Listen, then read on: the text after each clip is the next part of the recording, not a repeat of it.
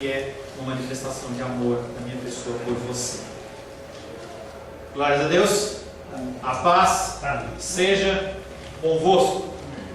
Depois de, eu ia até fazer a conta de quantos, mas em torno de 10 cultos, após aproximadamente 10 cultos, 2 meses e um pouquinho, nós estamos finalizando o capítulo 5 no dia de hoje. Muitos ensinamentos, muitas coisas foram faladas.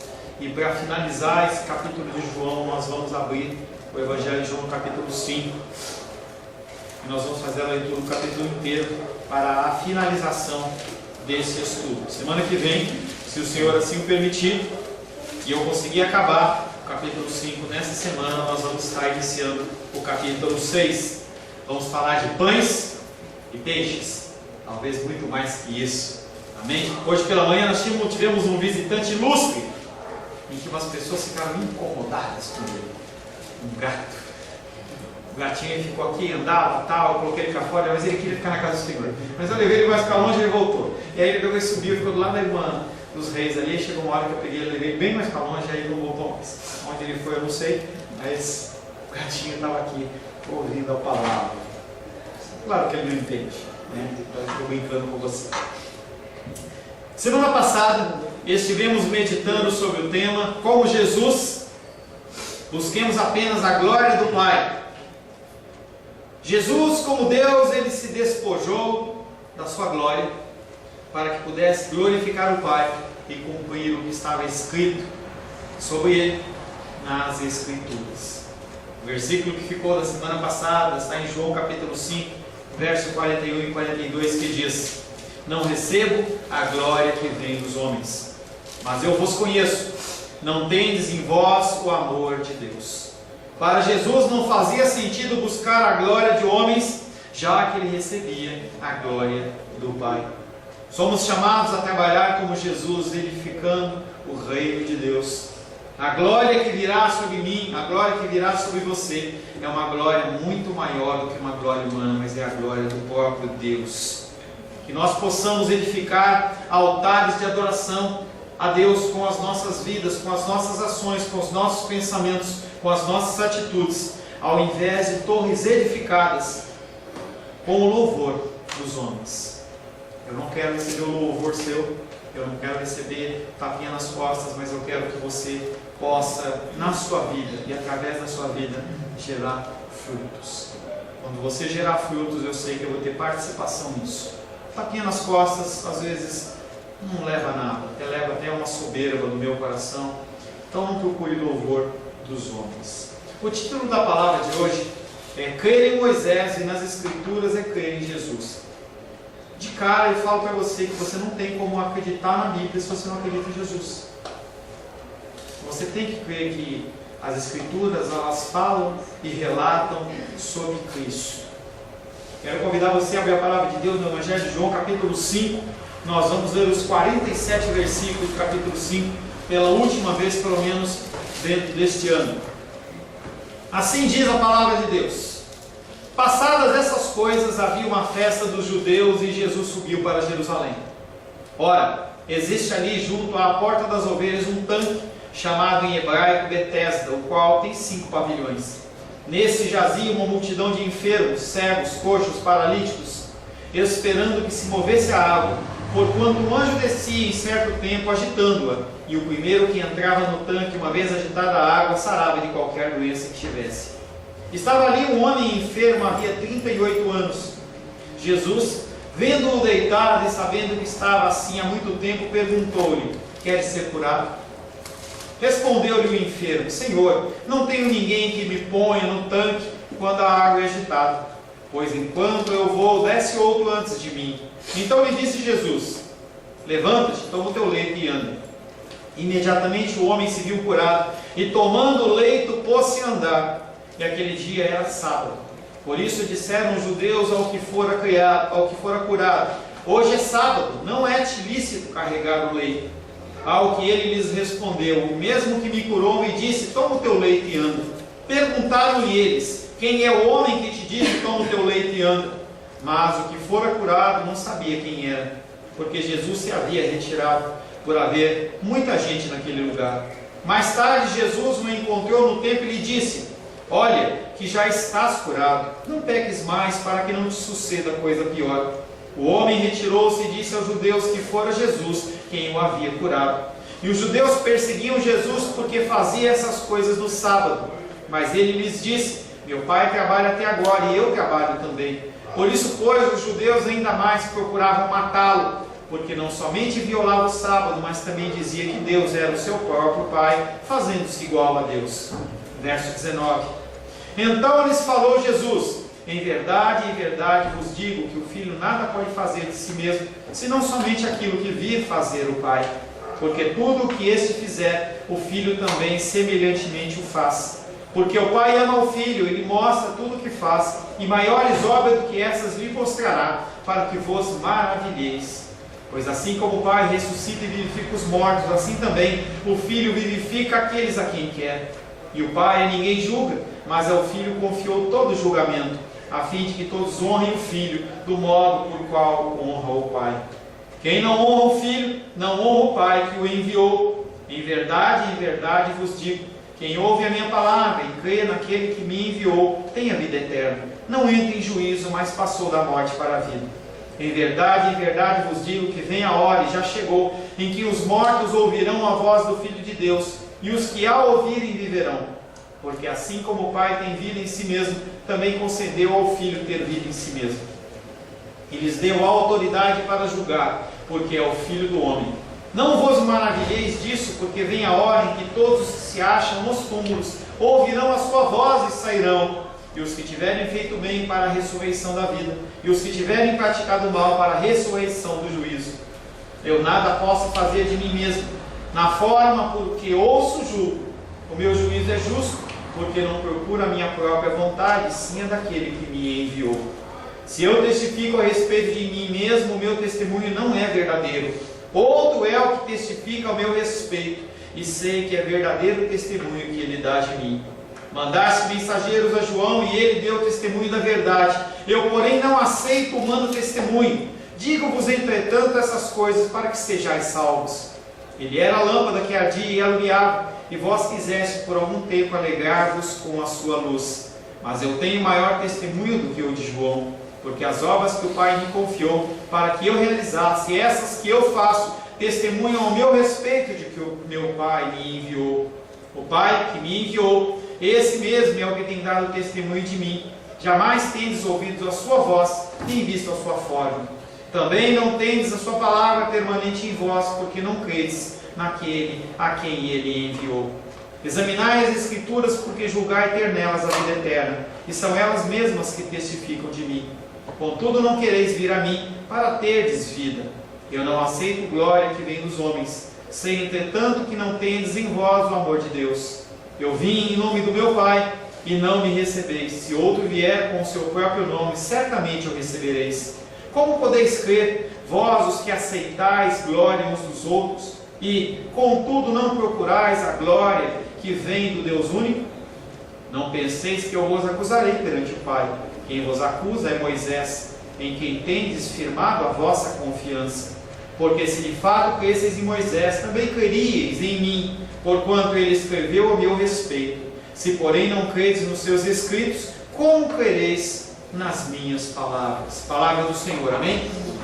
Senhor, queremos agradecer ao Senhor porque por algumas semanas nós podemos estar meditando no Evangelho de João capítulo 5. Muitos ensinamentos nós já recebemos. E nós sabemos, Pai, que se nós continuarmos estudando e meditando, muito mais o Senhor nos trará ao entendimento. Estamos neste dia, neste culto, Pai, segundo a Tua graça, segundo a Tua misericórdia, finalizando o estudo do capítulo 5 de João, com o estudo desses últimos versículos, Pai. Pedimos mais uma vez que o Senhor nos dê o entendimento, que o Senhor nos dê a sabedoria, que o nosso espírito, Pai querido, seja aberto ao Teu entendimento. Pedimos, Pai querido, que o Senhor nos agracie com a Tua palavra, com Teus ensinamentos e com o Teu entendimento. Eu peço, Pai, especialmente que mais uma vez o Senhor não permita que eu envergonhe o Teu Evangelho, trazendo algo que proceda do meu coração ou da minha vontade, que eu possa instruir os Teus filhos e as Tuas filhas, segundo a Tua vontade, segundo o Teu querer, em nome de Jesus. Amém. Glórias a Deus. Primeiro versículo, os últimos que nós vamos meditar, João capítulo 5, verso 44. Jesus Cristo havia curado aquele paralítico em Betesda. Ele não pediu nenhum tipo de reconhecimento, sumiu. E aquele homem, no dia de sábado, levanta e começa a carregar o seu leito. Os religiosos, os fariseus, olham para aquele homem e o interpelam. Por que você está carregando esse leito num dia de sábado? E aquele homem que estava tão contente porque havia sido curado, ele fala assim: olha, eu não tenho resposta para isso, simplesmente estou fazendo algo que aquele que me curou não deve fazer. Quem é esse? Não sei. Num segundo momento, esse homem reencontra Jesus e Jesus Cristo fala para ele assim: olha, não peques mais para que não te suceda coisa pior. E aquele homem reconhece em Jesus a cura da sua enfermidade, vai até os fariseus e fala: olha, quem curou foi Jesus.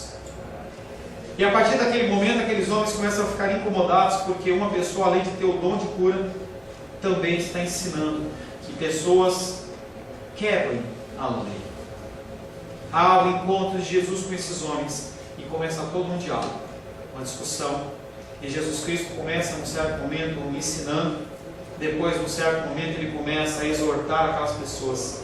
E é o contexto da finalização que nós estamos fechando hoje esse capítulo 5.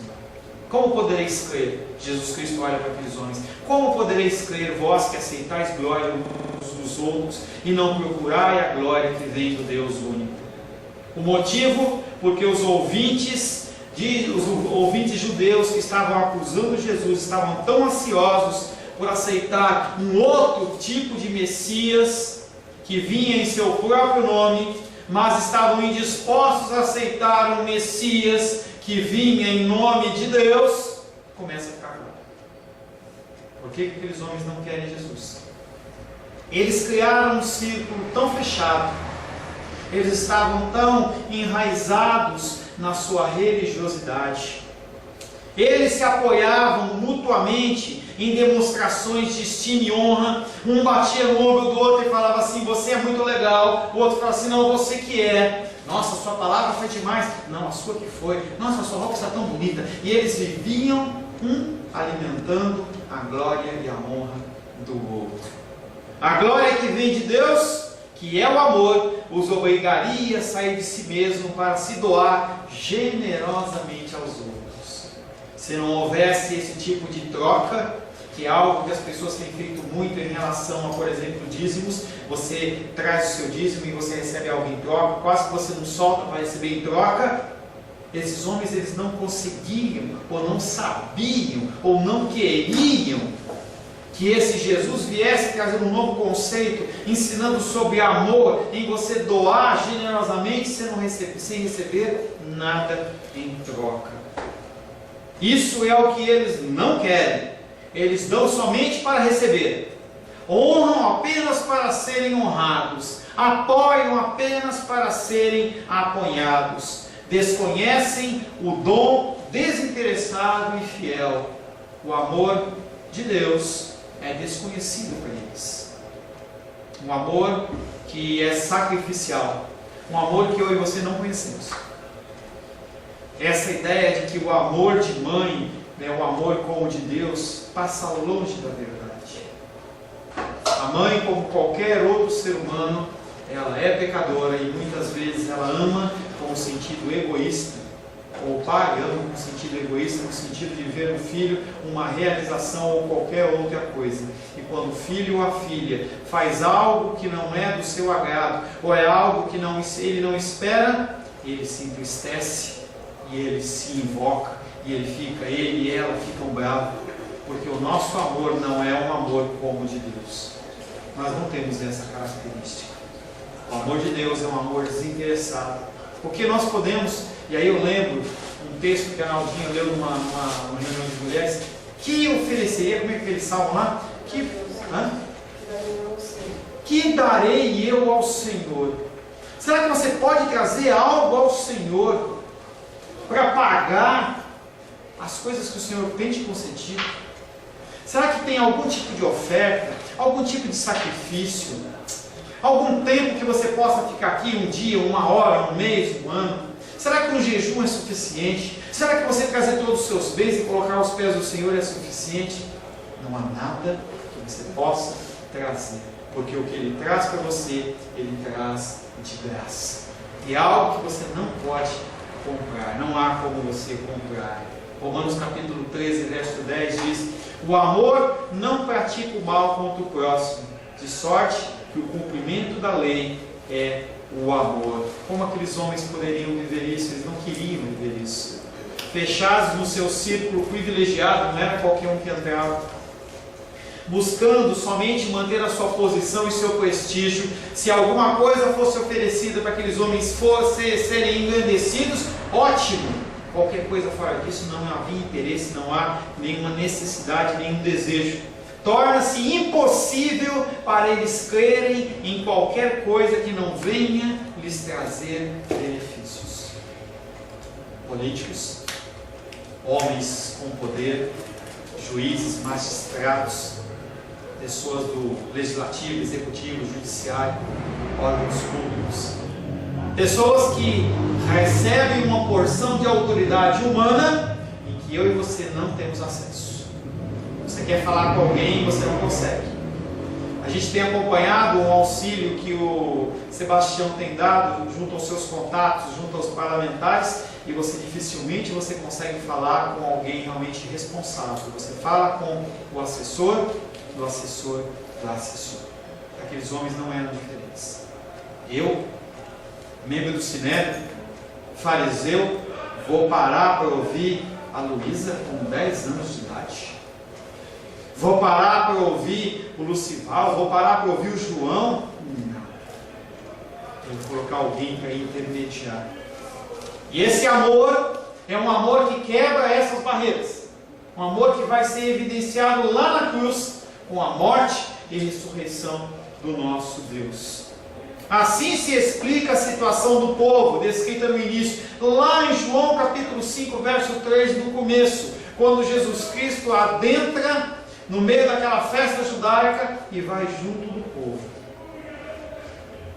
Nesses, lá no templo de Betesda, naquele lugar, nesses jazia uma multidão de enfermos, cegos, coxos e paralíticos, pessoas à margem da sociedade, pessoas que não podem entregar os seus impostos, pessoas que não contribuíam, pessoas que não tinham nenhum tipo de honra, mas eram pessoas que eram largadas para morrer. De um lado esse povo, do outro lado uma festa suntuosa, uma festa grandiosa em que as pessoas elas vinham de outros lugares. Quando a gente vê o relato de Atos, com o descido de Pentecostes, ali tem medos, persas, judeus de todo o mundo se deslocavam dias e meses até que eles pudessem chegar para participar de uma festa como essa. E Jerusalém inchada, que nem cidade litorânea em época de fim de ano, em que as pessoas vão lá pular ondinha, as cidades ficavam inchadas.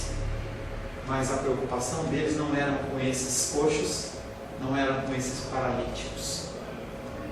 João capítulo 5, verso 1. Passadas essas coisas, havia uma festa dos judeus e Jesus subiu para Jerusalém. Jesus foi lá dar o testemunho no meio daquela festa. No meio daquela festa, Jesus Cristo, aconteceu todo esse João capítulo 5. E aqueles homens iam ter falado assim: poxa, por que Jesus não esperou acabar a festa? A gente está tão ocupado, agora a gente é obrigado a separar um tempo porque Ele está agitando o povo. Ele está agitando o povo. E como arma de afirmação desses religiosos, eles utilizam a lei sobre a ótica humana, pois pelo Espírito Santo eles não entendem. Uma das armas que os cristãos mais usam, de uma maneira errada, chama-se palavra de Deus. É uma espada que muitas vezes você e eu usamos para ferir. Você saca um versículo e joga na cara da pessoa, a pessoa vai ficar totalmente perdida. Cristão ou não cristão, nós não temos nenhum medo, nenhum temor e nenhum zelo pelas vidas, e nós usamos a palavra para matar. E esses homens não eram diferentes. Como aquele homem, depois de décadas, coxo, precisando ser carregado de um lado para o outro, aquele homem está andando, está alegre. Eu não acredito que aquele homem não esteja pulando, não esteja se alegrando, querendo contar para as pessoas, mostrando. Aqueles homens religiosos chegam para ele e falam: por isso disseram os judeus ao que fora curado: hoje é sábado e não te é lícito carregar o leito. Nós trabalhamos esse texto, falando assim, eles não estão nem aí para a situação do povo. Eles não querem nenhum tipo de movimentação, nada que venha atrapalhar a religiosidade perfeita deles. Pessoas cristãs não querem que nada aconteça dentro do seu conceito cristão que venha atrapalhar. O irmão está precisando disso, logo no dia de eu fazer isso, fazer aquilo. E aí eu estava conversando com o Paulo lá fora, e ele estava falando sobre o conceito que ele está pensando sobre a misericórdia. A gente não pedir sobre a misericórdia é algo que realmente já está sobre as pessoas. Mas esses homens não têm misericórdia nenhuma com o próximo. Eles não se alegram com aqueles que estão alegres. Por isso disseram os judeus ao que fora curado: hoje é sábado e não te é lícito carregar o leito. Eles não conhecem a Deus, porque a leitura da palavra, segundo eles fazem, é uma leitura humana. E eles ainda acham que são os representantes de Deus. Pessoas nos dias de hoje acham que representam a Deus, mas na verdade não representam a Deus. Quem são esses que barganham a honra humana? Será que é um grupo específico? Será que é um ou outro? Infelizmente não. Infelizmente toda a liderança, todos os devotados do regime religioso político da época e de suas instituições.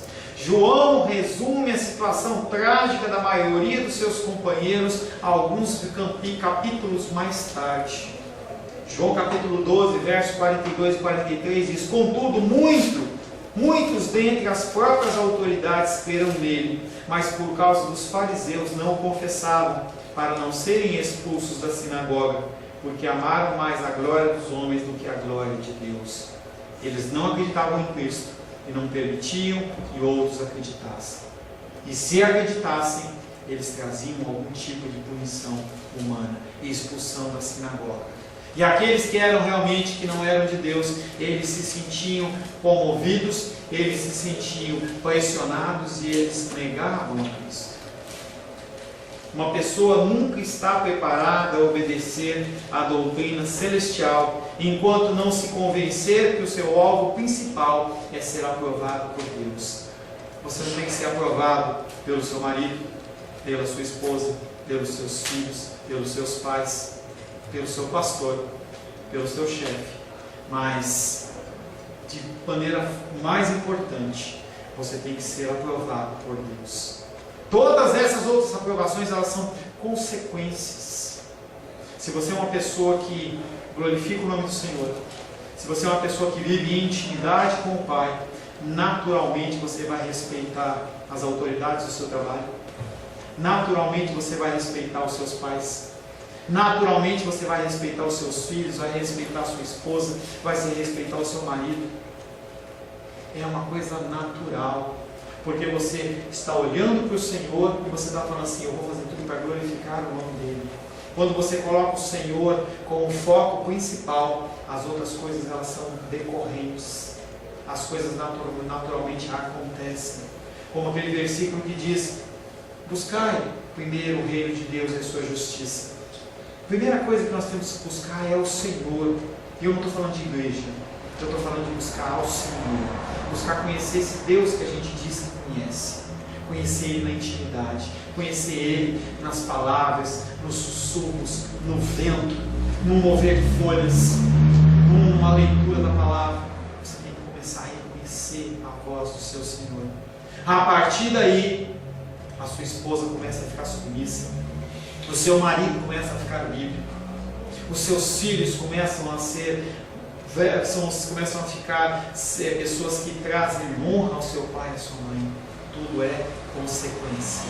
E nós costumamos tratar apenas as causas em vez de nos preocuparmos com a raiz de todas as coisas.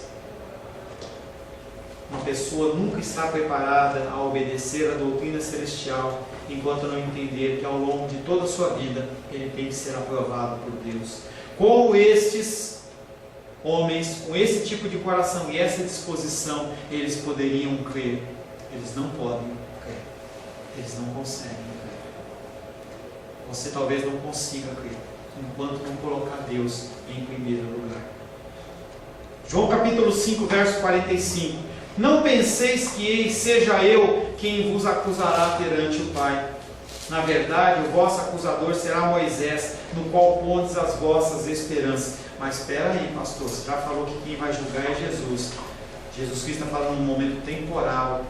Ele está falando sobre uma acusação naquele momento, naquele tempo. No tempo do juízo do Senhor, ele vai ser um reto juiz e vai ser o acusador. E ele vai pegar as situações e ele vai julgar de uma maneira reta, sem necessidade de advogados de defesa ou promotores de ataque. Mas nesse momento a acusação vai vir do próprio Moisés, daqueles que eles dizem que confiam.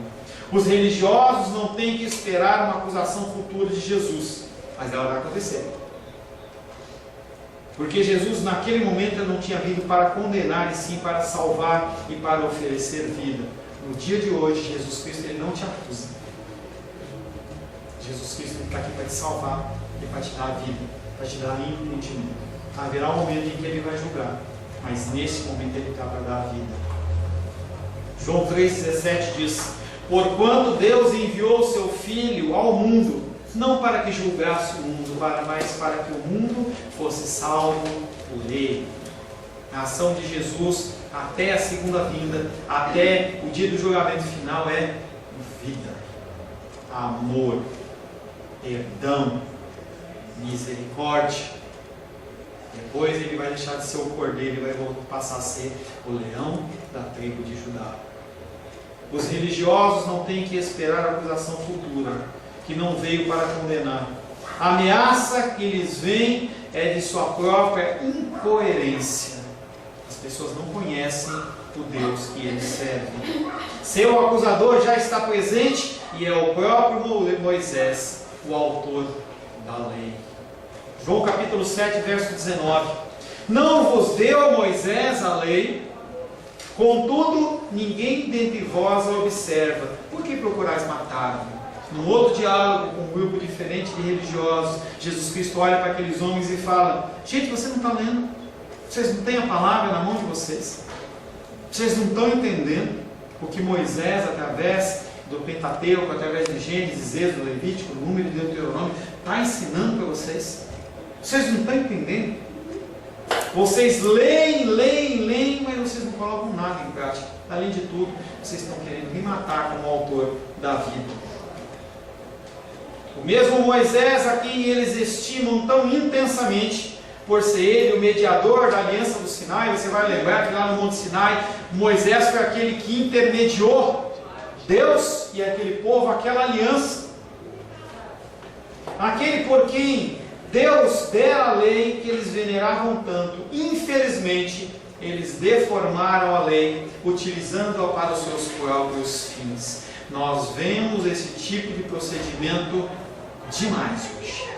Talvez mais do que no tempo de Jesus, em que líderes e não líderes, pessoas de toda sorte ou espécie, transvertem, pervertem, transformam, deformam a palavra de Deus para serem privilegiados. Maridos que querem oprimir as esposas dizem: você tem que ser submissa a mim. Mas ele não age como um homem bíblico.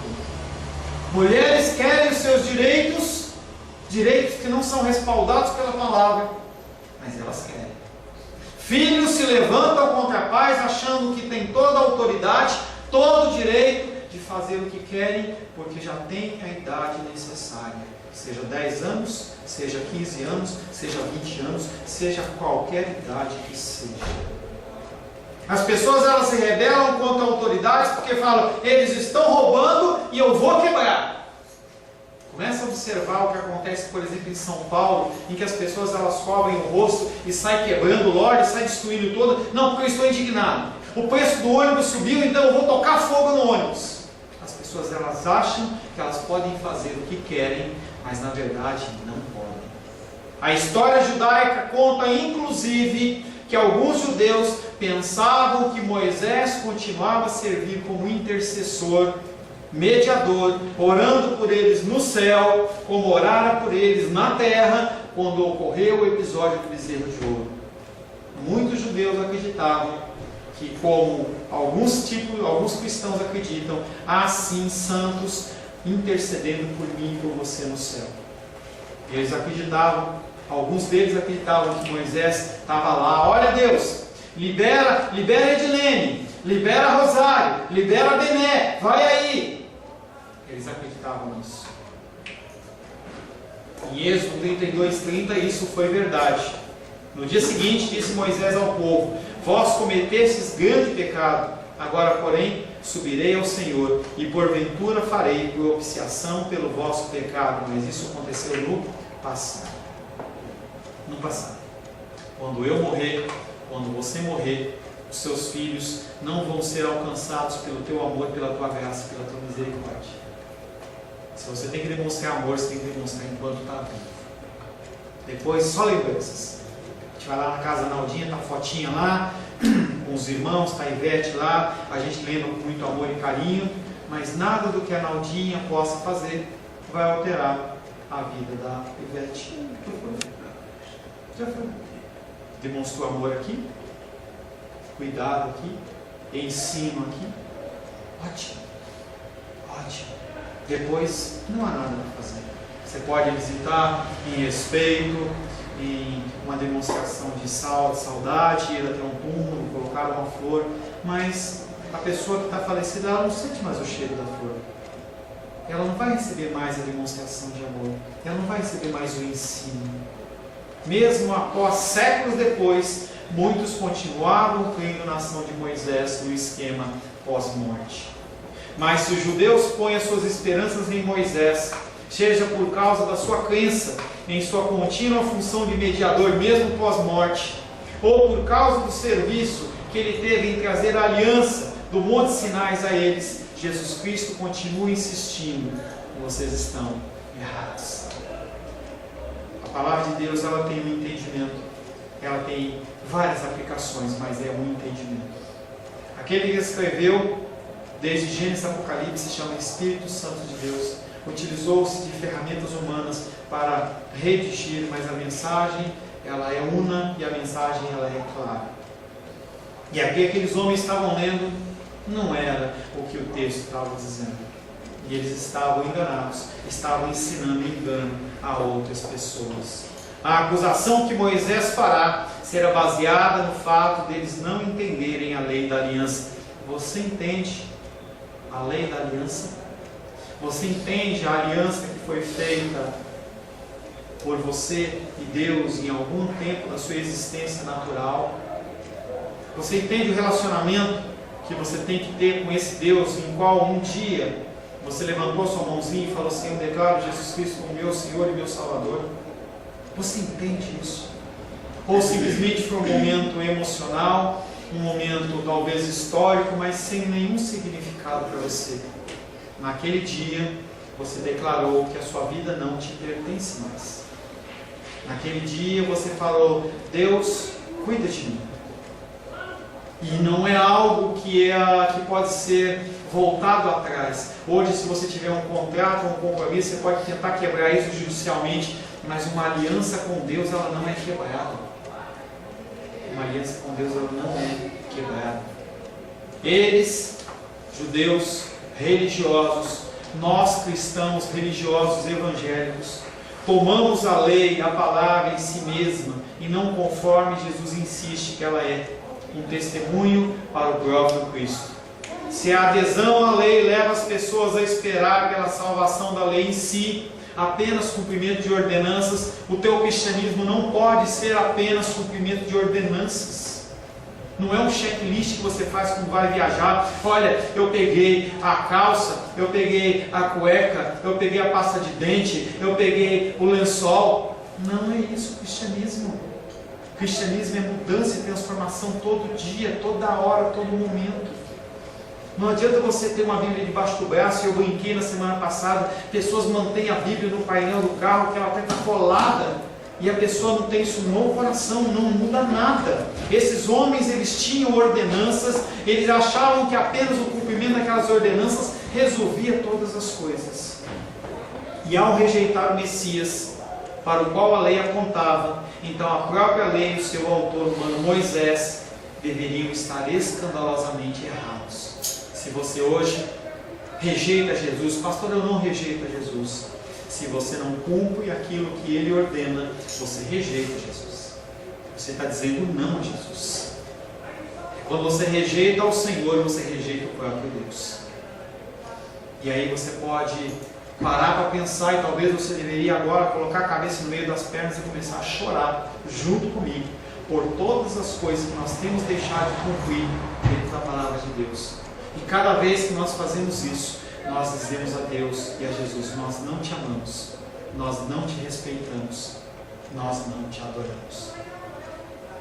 Os dois últimos versículos, João capítulo 5, 46 e 47 diz: porque se de fato cresceis em Moisés, também creríeis em mim, porque foi a meu respeito que ele escreveu. E se não acreditais no que ele escreveu, como ireis crer em minhas palavras? Os escritos de Moisés e as palavras de Jesus andam juntos, estão relacionados. Você não tem como separar atributos de Deus. Li hoje pela manhã e inseri na palavra agora da noite, Salmos 85 e 10. Encontraram-se a graça e a verdade, a justiça e a paz se beijaram. Está falando sobre intimidade, está falando sobre andar junto. Os atributos de Deus, eles não são separados. Deus, ele consegue ser amoroso e justo, ele consegue ser irado e reto juiz. O Senhor, ele consegue fazer essas coisas pela perfeição do seu ser. Eles, judeus religiosos e muitos de nós, cristãos evangélicos, não cremos em Moisés ou não cremos na palavra, visto que ele, assim como as Escrituras em geral, tinham uma missão preparatória. No Antigo Testamento prepara o cristão para entrar no Novo Testamento. Moisés, em seus escritos, descreve a própria obra como tendo um papel intermediário entre Deus e o seu povo, sendo que alguém que fazia referência à vida e à obra do Messias por vir. Esses homens olhavam para uma cruz que havia de vir, e que hoje ainda muitos ainda olham e falam assim: essa cruz não veio, ou esse Messias não veio. Nós, como cristãos neotestamentários, depois da morte e ressurreição de Cristo, nós temos que acreditar que a cruz já aconteceu, levou os meus pecados e seus pecados, e agora nós olhamos para o futuro, para uma promessa, que Jesus Cristo voltará. Ele vai voltar. Moisés, que não pôde ver a Deus face a face, anunciava a Jesus, que é o Filho que olha para o rosto do Pai. João 1,18 diz: ninguém jamais viu a Deus. O Deus unigênito que está no seio do Pai é quem o revelou. Quer conhecer a Deus? Conheça Jesus. Os discípulos olham para Jesus e falam assim: mostra-nos o Pai. E Jesus Cristo fala: poxa, eu estou com vocês há 3 anos, vocês ainda não conhecem o Pai, vocês ainda não entenderam isso. Pergunto para vocês: vocês ainda não entenderam que para conhecer Deus vocês têm que conhecer Jesus, vocês têm que ler a palavra, vocês têm que meditar e estudar a palavra? Tanto um como a outra, Moisés e a Escritura preenchem um período de preparação, mas os dirigentes não são capazes de ver em Moisés e nos seus escritos uma promessa, porque eles fizeram deles, Moisés e as Escrituras, eles fizeram deles ou instrumentos de dominação e opressão do povo. Talvez você não use para oprimir pessoas, mas você pode usar muitas vezes a palavra de Deus para sustentar os seus desejos pecaminosos, para justificar o seu querer e a sua vontade, para não alinhar a vontade de Deus, ou melhor, não alinhar a sua vontade à vontade de Deus. Você tem que se alinhar, sim. 2 Coríntios capítulo 3, verso 6 diz: o qual nos habilitou para sermos ministros de uma nova aliança, não da letra, mas do Espírito, porque a letra mata e o Espírito vivifica. A comunidade judaica apoiava-se no livro, mas o livro sem o Espírito Santo, ele é morto. Se você ler a palavra de Deus sem buscar o Espírito Santo e entendimento, você não aprende absolutamente nada. Talvez você fique recheado de conhecimentos, mas você não consegue ensinar e aplicar coisa nenhuma. A comunidade cristã que aqui se esboça ouve as palavras vivas de Jesus, pois a sua presença ela é contínua entre os seus, mediante a ação do seu Espírito. A partir do momento em que você fez uma aliança com Deus, a partir do momento em que você realmente falou: Senhor, te quero, como nós cantamos, te busco, te quero, e Ele vem habitar no seu coração, uma aliança é feita. Uma aliança que não é quebrada. E o Senhor, Ele promete que estará com você todos os dias da sua vida, te ensinando, te capacitando, trazendo a você o entendimento das coisas. João capítulo 14, verso 26 diz: mas o Consolador, o Espírito Santo, a quem o Pai enviará em meu nome, esse vos ensinará todas as coisas e vos fará lembrar de tudo que vos tenho dito. Eu não tenho a pretensão de querer ensinar algo a você. Eu não tenho a pretensão de achar que o meu ensino ele é capaz de alcançar o seu coração. Eu não tenho a pretensão em achar que a minha oratória, a minha eloquência vai te convencer de algo. Achei tão bonitinho Paulo lá fora, ele falando assim: eu tenho uma dúvida na palavra, e o versículo veio e me testificou. Eu não tenho esse poder, Paulo, me perdoe. Eu não tenho essa possibilidade, não tenho essa capacitação. Nenhum ser humano tem. Mas o Espírito Santo de Deus, Ele é capaz de mudar e transformar.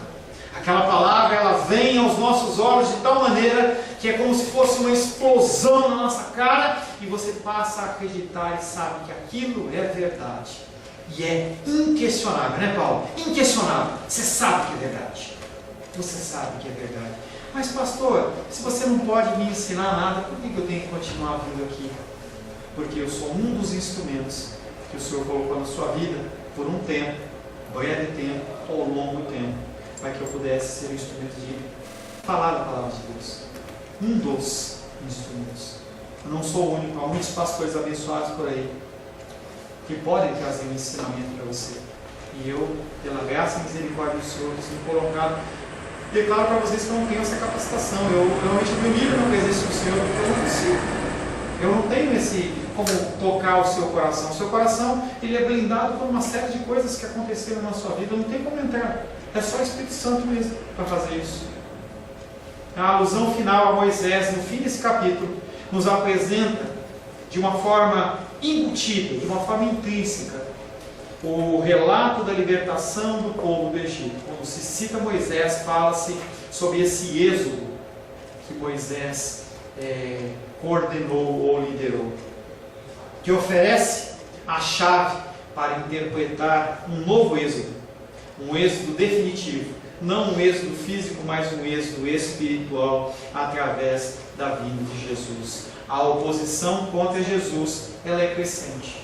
A gente vai continuar analisando que dentro do Evangelho de João e outros livros, as pessoas elas continuam lutando contra Jesus. Hoje, vi uma pessoa conhecida que é ateu, e eu oro por ele, e ele colocou assim: entenda que oração não faz ninguém andar, mas a ciência faz. E mostra uma pessoa com a perna biônica. Que triste, que triste.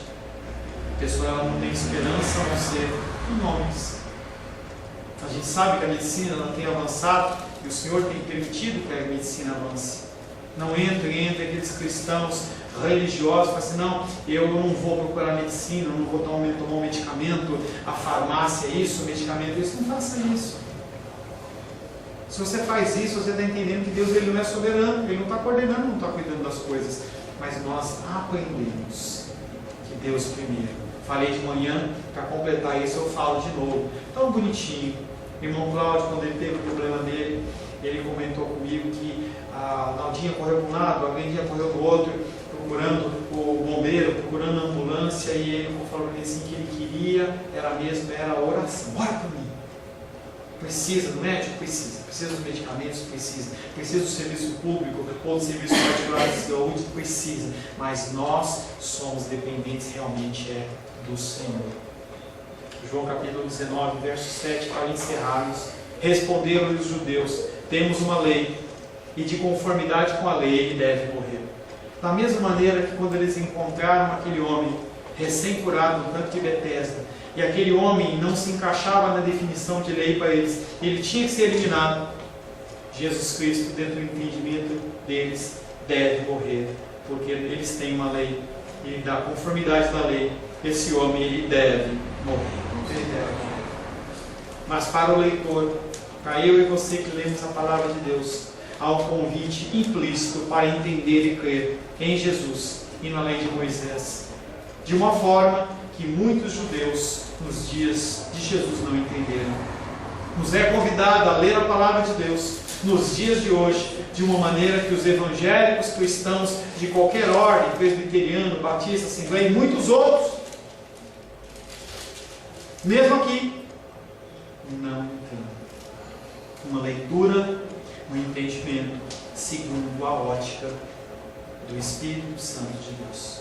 Feche seus olhos.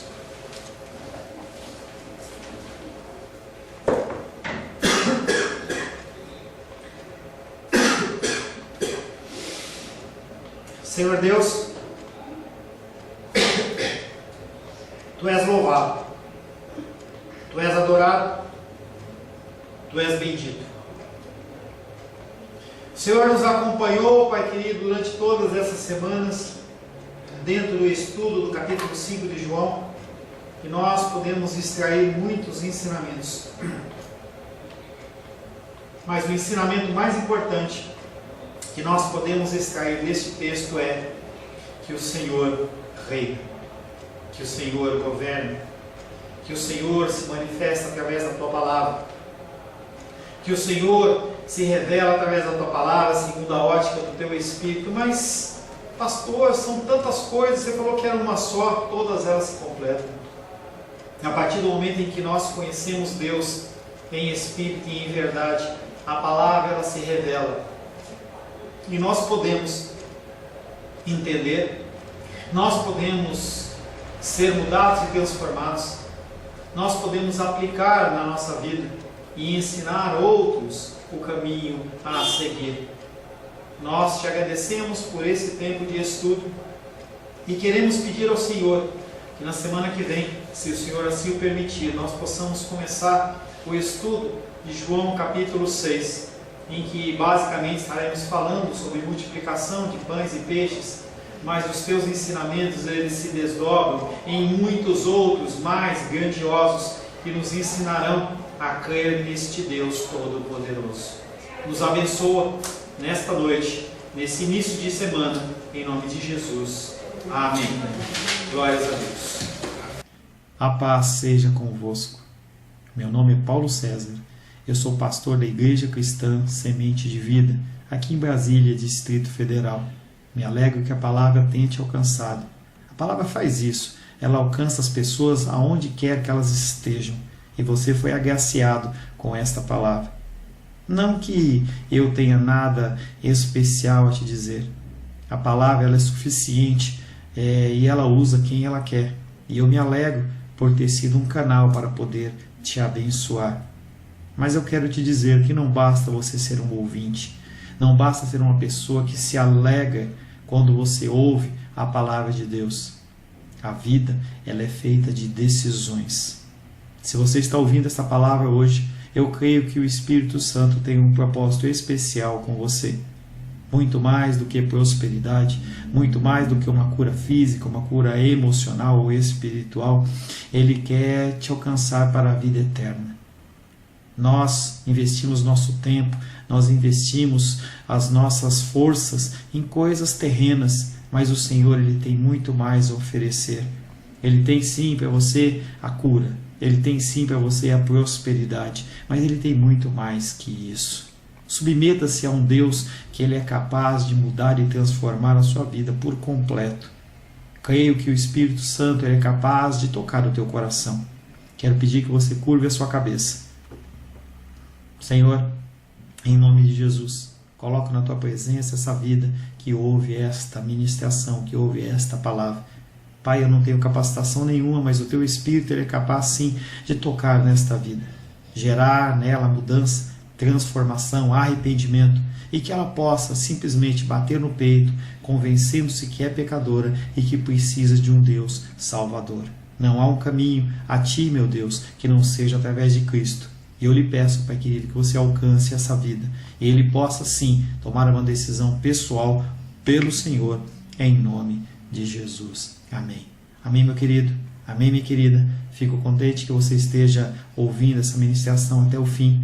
E peço que você não se limite a ouvir os cultos pela internet. Você procure perto da sua casa uma igreja, um lugar que proclame a palavra do Senhor. Eu oro para que o Espírito Santo te direcione nessa busca, porque muita coisa tem sido oferecida que não é o Evangelho.